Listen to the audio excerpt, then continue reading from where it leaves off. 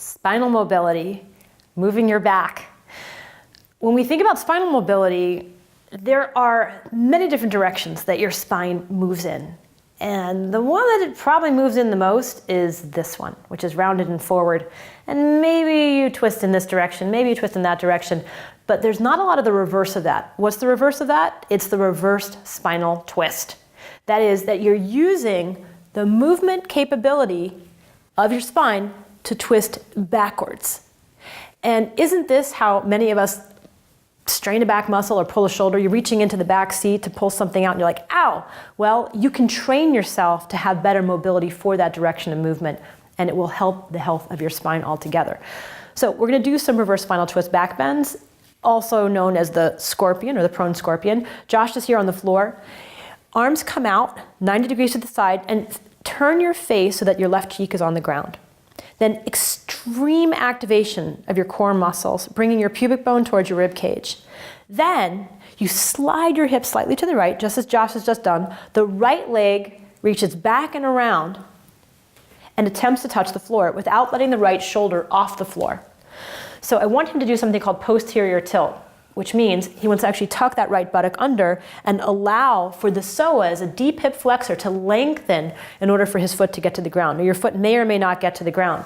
In the meantime, the front of the right shoulder and the right chest tries to rest on the floor.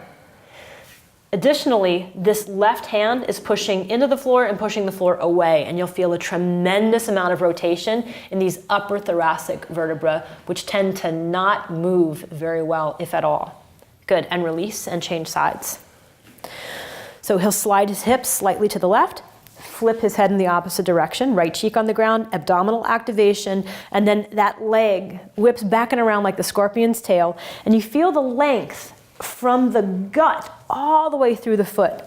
And I'm going to give him a little adjustment here because it feels so good, shifting his pelvis a bit, and then helping him to lay the front of the left chest on the ground. So push into the floor with the right hand, push the floor away from you, and you'll feel that threading through that upper cross of the chest. That's awesome. And with each exhalation, you can allow the body to absorb that feeling of spinal rotation even more. Now, this is one of those where you got to be in it to win it. Obviously, it looks like complex Rubik's Cube origami happening on the floor here, but try your best to do all of the cue points that I illustrated.